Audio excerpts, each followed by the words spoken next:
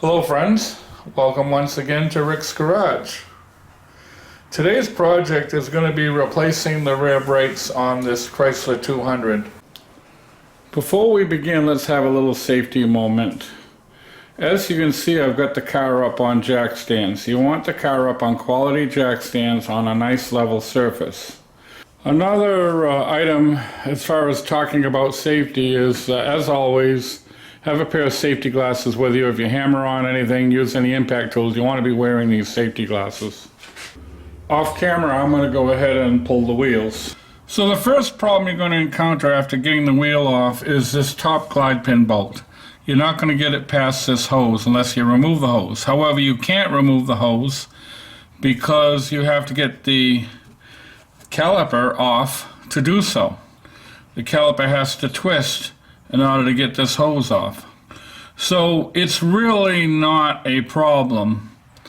The solution is you don't need to remove this.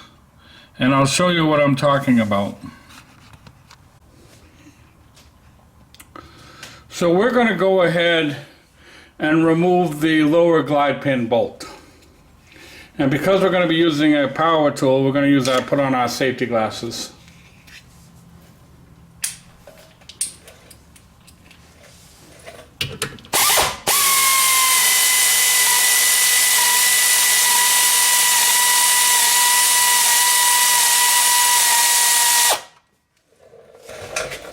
Alright, so now we're going to take a pair of vice grips.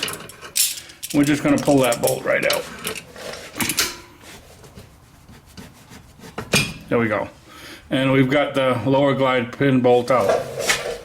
With that out, we're going to grab a screwdriver and simply flip the caliper up.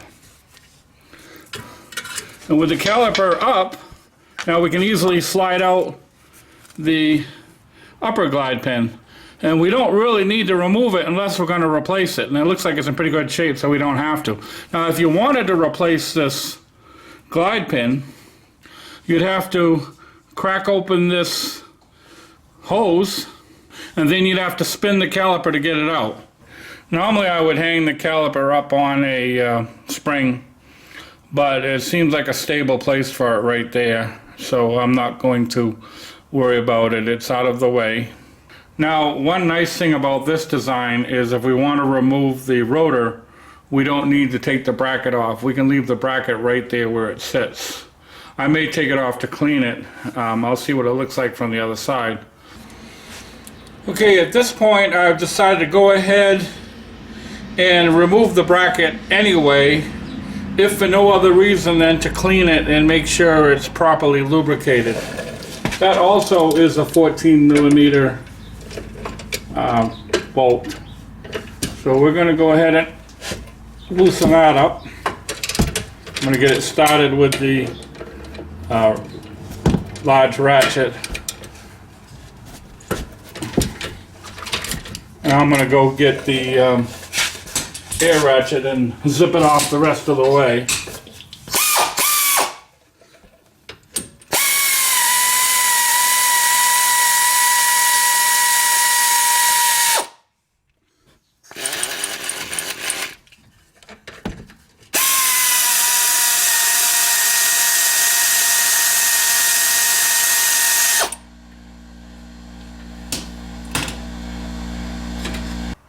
Now we're going to attempt to remove the rotor. I really don't know what to expect here.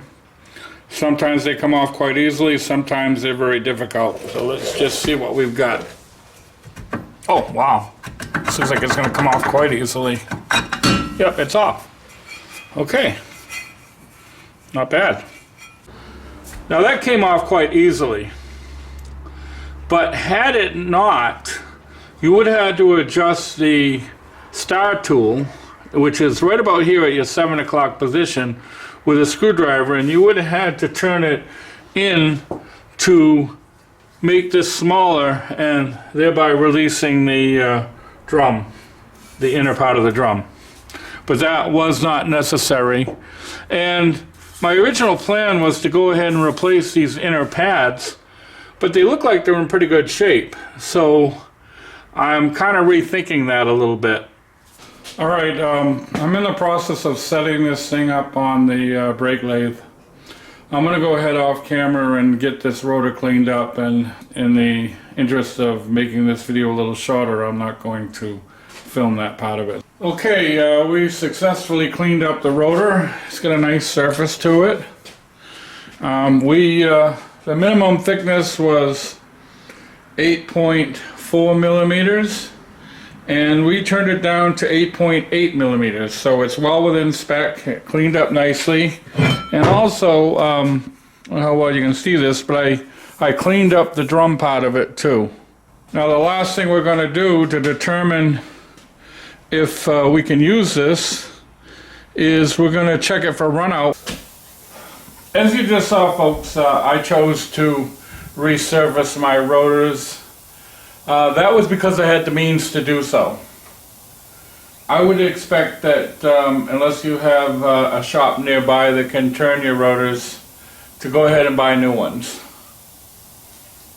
Before you install your rotor, we're going to make sure the hub is clean. Now, as you recall, the rotor came off very quickly and easily. That was because someone put a little anti-seize on there. I don't know if it came from the factory or maybe the brakes were replaced at one time, but someone had put a little anti-seize, and you saw the difference it made trying to get the rotor off. So these hubs, as a result, are pretty clean, but we're going to give them a little wire brush anyway, just to make sure there's nothing there.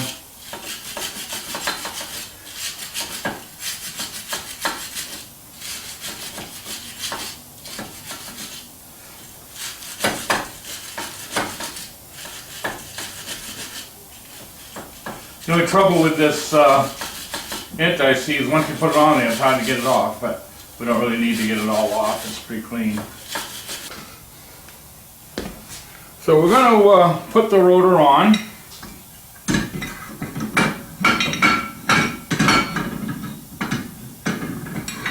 Here we go. And I'm going to put these stick heavy washers on. And the reason for that is to hold the rotor in place.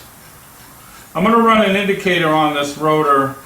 The purpose is because I resurfaced it, I want to make sure it's running true. It has to run true. The general industry spec is it has to run true within 2.5 thousandths. Ah, shut up, you bird. Okay, friends, as I just said, we're going to go ahead and check this rotor for runout. It's very important, especially on a rotor that you've turned. The way you do this is you place your indicator a 1/2 inch out from the edge of the rotor, which you can see that's where I am. Now we're going to turn the rotor all the way around, 360 degrees. You can see we're on 0. So we're going to carefully turn it,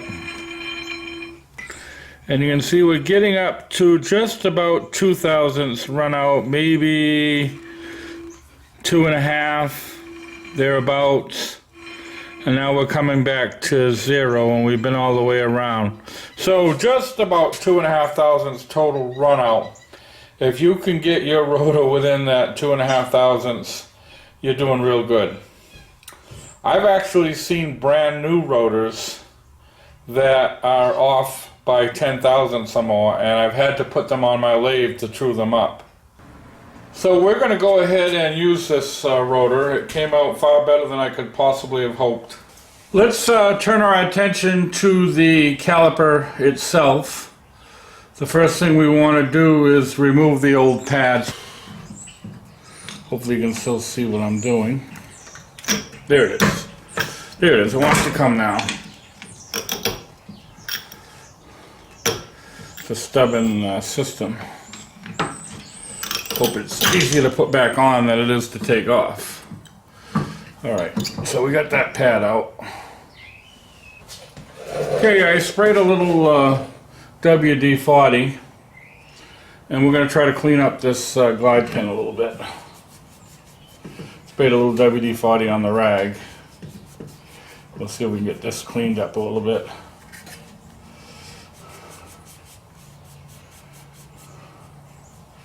I'm going to try to remove this.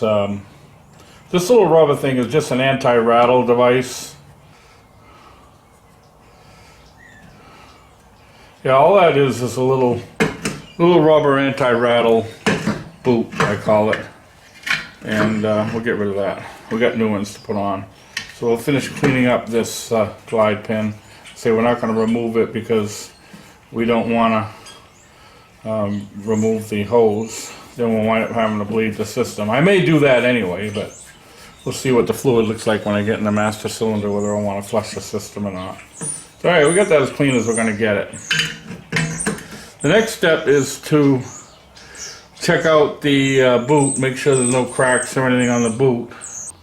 We've got the hood opened and we're going to take the cap off the master cylinder.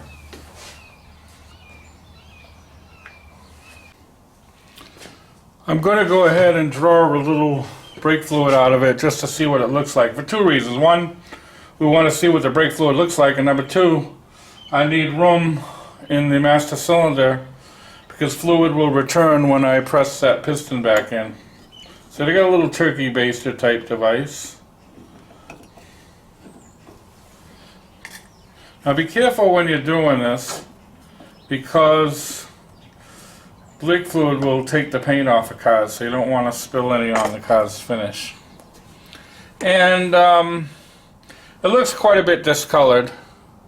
So when this job is done, we're going to go ahead and flush the system. Now I'm not going to show you that in this project because I've got a video already posted online with a motive power bleeder that I will be using to do this. So if you want to know how to flush your system, just refer to my motive power bleeder video. So we're going to go ahead and press that piston back in, and this fluid looks yucky, so we'll be flushing that.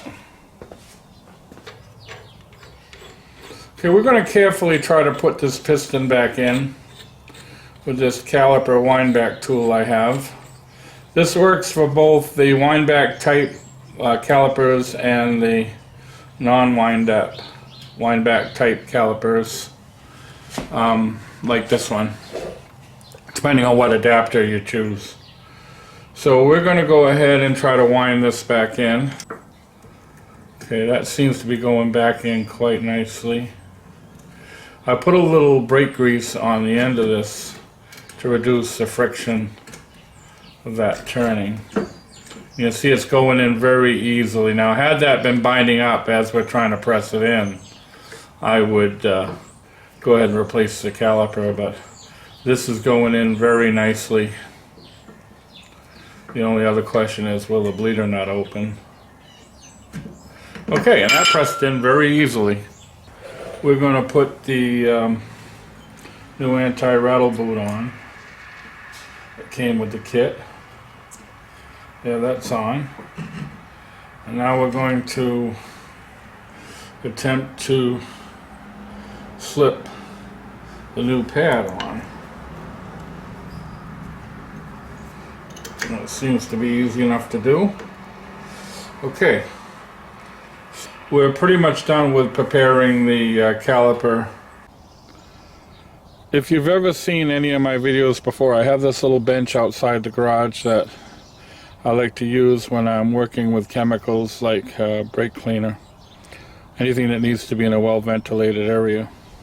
And at this point, it might not be a bad idea to throw on your safety glasses. So what I'm doing right now, I'm taking this brake cleaner and I'm filling up the bores where the glide pins go. And I'm going to take a little bottle brush.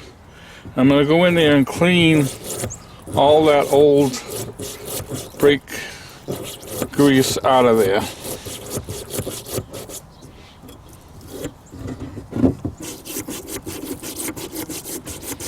Hopefully I'm still in line on the camera where you can see this.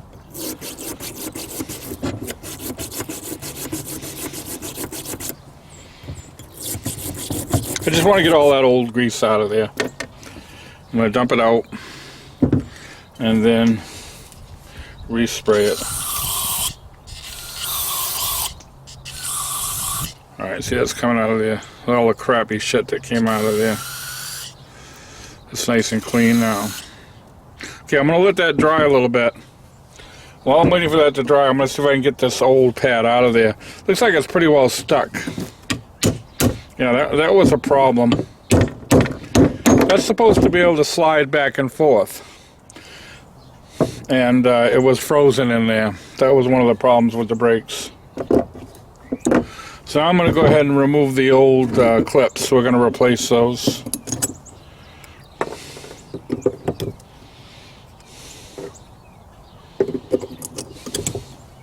Alright, so we got that all taken care of. We're back in the garage. I've got the bracket clamped in my vise, and make sure you still have your safety glasses on. We're going to go ahead and wire brush the contact points for where the clips go. Clean them all up as best we can.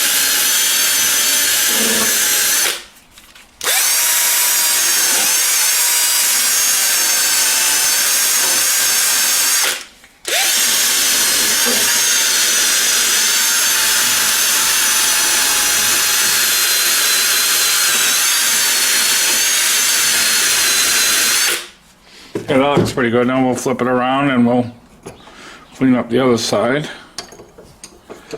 Like I say, make sure you're wearing safety glasses when you're doing this. Get all that rusty scale out of there.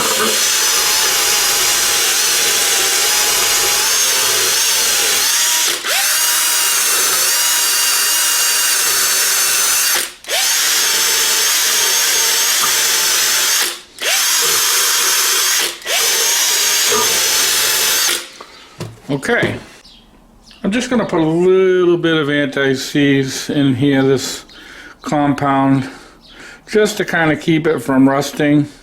Some people put brake grease in here, but I think for this purpose, a light coating of anti-seize would work better.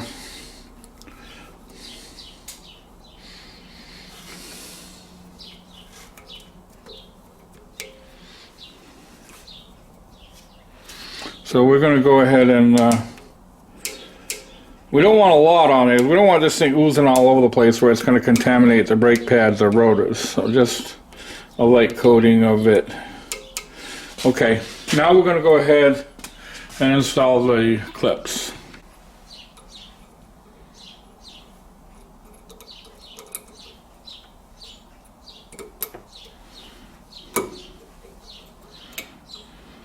Okay. That went in nicely into place, and we'll install the other clip. These are symmetrical, these clips are all identical, so they'll only go on one way. Alright, so that's installed. Now we're going to take a clean Q-tip, and we're going to put a little bit of synthetic caliper grease on the surface where the pad is going to come in contact with the bracket. And the purpose of this is these are called floating calipers, and not only does the caliper need to float, but the pad needs to float along with it. That was the problem when we took the old one apart. Now you don't want to go nuts with this grease because, like I say, you don't want so much on there that it's going to get all over the pad and the caliper. So that's good. Now, as is with the case this time, sometimes you have to grind the pads a little bit on the ends. You want them to be able to slide on the bracket, and sometimes the manufacturer, there's little burrs there from the manufacturer that make these too tight. So don't be afraid to grind them a little bit if you have to make sure that they slide nicely on the caliper bracket. I'm going to install the pad, and I just put in the wear indicator. The wear indicator attaches to the pad just like you see it, and it fits through this little slot here to hold it in position, otherwise it would fall off as you drive the car. So it's a little bit tricky trying to get the pad in and the wear indicator at the same time. It looks like we just about got it. I got to give it a little bit of love. Alright, we're going to give this a little bit of love here.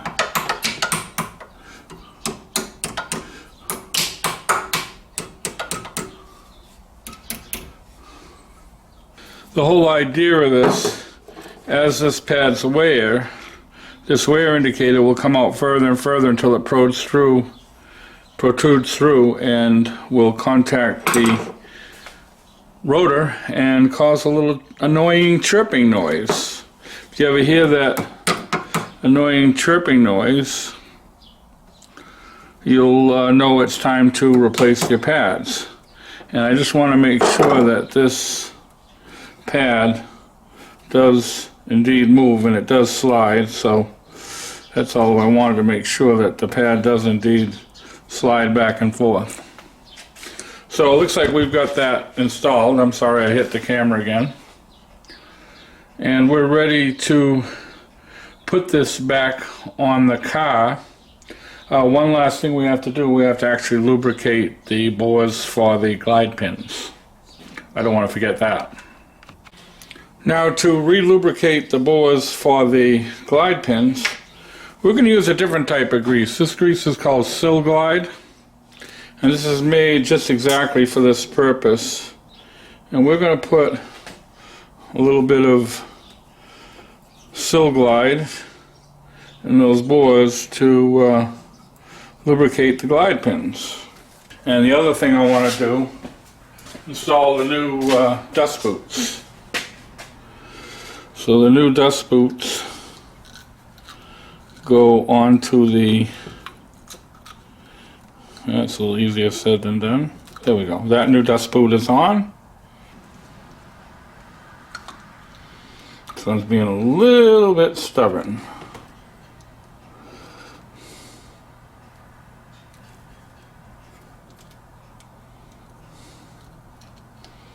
Thought I had it. There it is. Okay, that dust boot is on. So this is ready to be installed back on the car. Okay, we're ready to install the caliper bracket loaded up with the pad. Now at this point I've gone ahead and put on some gloves. As of yet, I've not contaminated the rotor or the pad, and I want to keep it that way. So I hope you've got a good view of what I'm doing here. It's always interesting trying to work with a camera. You want to have room to do what you've got to do, but so also you want your audience to have a decent view of what you're trying to do. So at this point, we're going to attempt to install the bracket back on the car. So this will go like this, and I'm sure I'm blocking your vision right at this moment. If I can get this started. Maybe I can do it better this way. Oops. That's not what I wanted to do. There we go. I got that one started. Then we got to get the other bolt started. I don't know if you can see what I'm doing, but I certainly cannot see what I'm doing.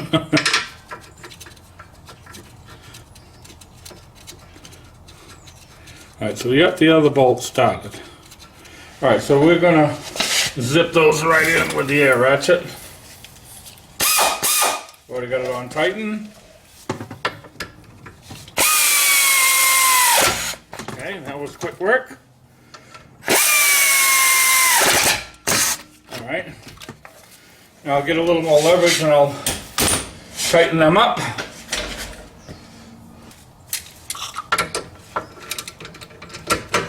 These are 14mm, by the way. Alright, that's good and tight. I'm sure there's some torque specification for these, but just put them as tight as you can. Okay, that's installed. Let's push that pad right up against the rotor. Okay, now we're going to go ahead and attempt to put the caliper glide pin back in. And as you recall, we had to flip it up to get that started. We've already greased up the... It's a little tricky getting that in because it's got that rubber boot on there. There we go. Alright, that's in. We've already greased that up. And now we're going to flip this down.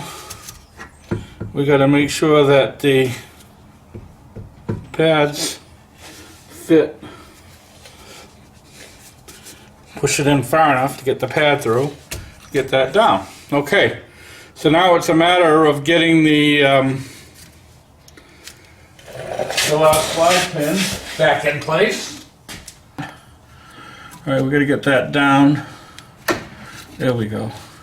Now we're going to get that glide pin in, and we're going to tighten up this bottom one. And it looks like we're in pretty good shape, and the rotor still turns nice and free. So looks like it's a matter of tightening these up.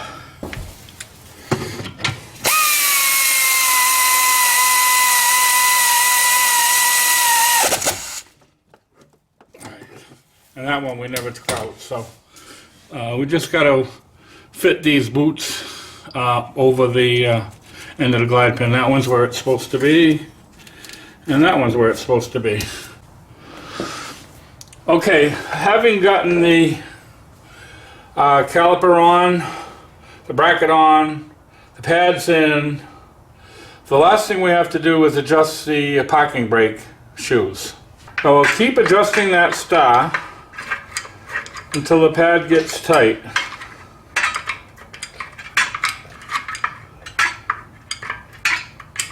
Feel it getting a little tight. You can see right there I can't move the drum, so let's back it off a little bit. You can see that turns nice and free now.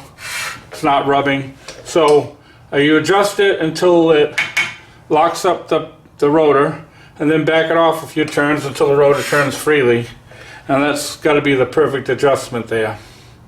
So we're pretty much done here, except for putting in the little adjusting plug. You want to put that back in. And the last thing is I'm going to spray a little bit of brake cleaner on the rotor, just in case I contaminated it a little bit. I don't think I did, but just as a precaution, I will. And off camera, when we're done, I'm going to go ahead and flush the system. I'm not showing that because I've already got a video out there on the motive power bleeder. That's what I'm going to use to flush this system. The other thing I want to mention is once you put your wheels back in, before you put the car in gear, make sure you pump the brakes a while, because it's going to take a while for this piston to come out and contact the pads. And if you would just immediately throw the car in gear, that pedal's going to go right to the floor. So make sure before you put the car in gear to drive it that you pump the brakes until you feel a pedal. So as far as the other side goes, it's the exact same procedure. So I want to thank you for watching Rick's Garage, and hopefully we'll see you again.